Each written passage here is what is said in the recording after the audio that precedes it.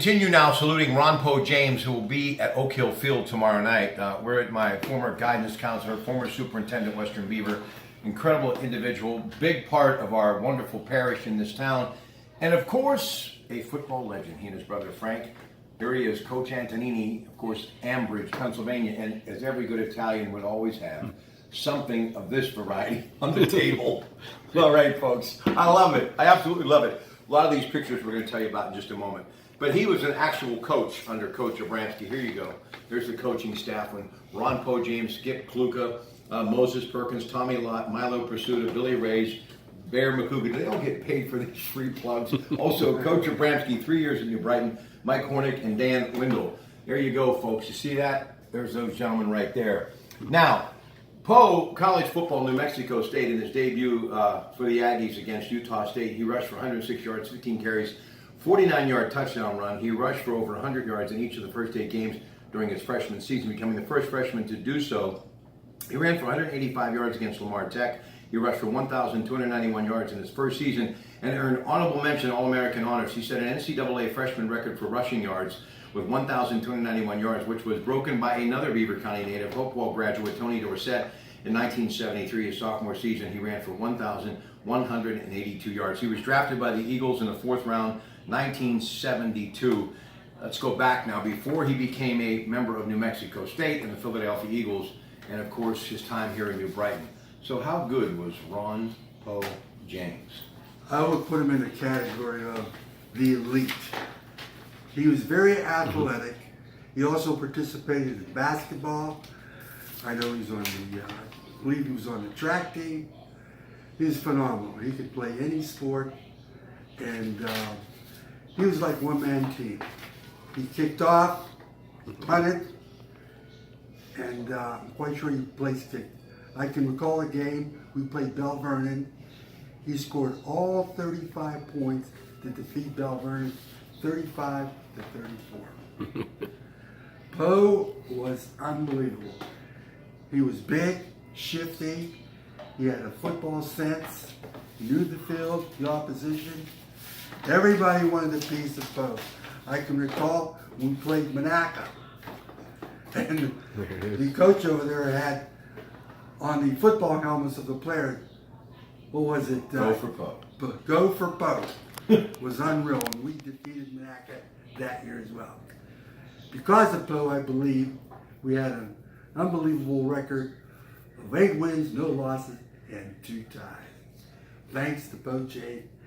He's another one who put New Brighton on the map. Listen, you and your brother, exceptional football players. I mean, outstanding at Ambridge. He played at Geneva College, broke all kinds of records. Brother started out at Kentucky. I think of also another guy who played at Kentucky, Babe Pirelli. You may remember him, right? On that same team, Super Bowl III with Joe Namath.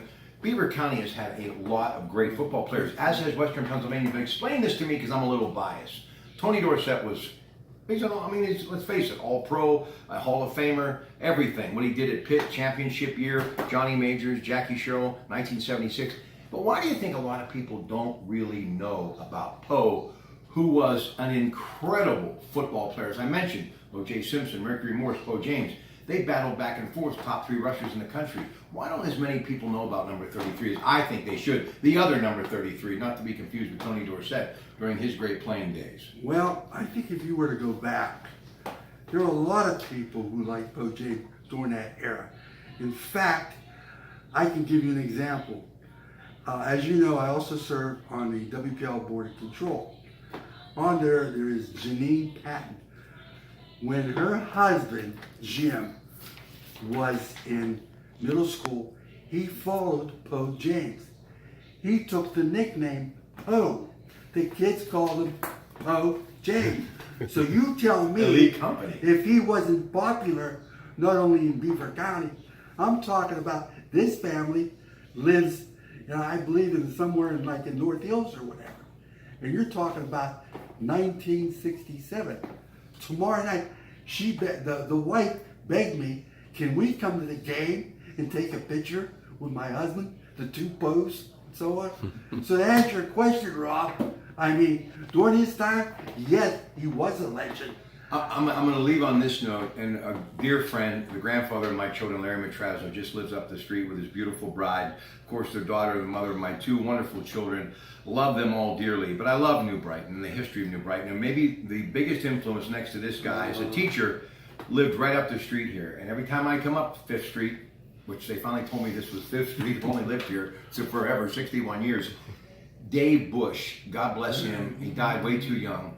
Joe Hamilton, coach, of course, teacher, Duke Woolley, so many, I mean, I could go down the list. I've said many times, public school teachers are truly some of the best people on the planet. Someone that you also work with at the WPIAL, talking, of course, about Jack Fullen, my friend, just for many years, Tom Hansen, all of you mean everything to me. So thank you for letting me come into your home tonight.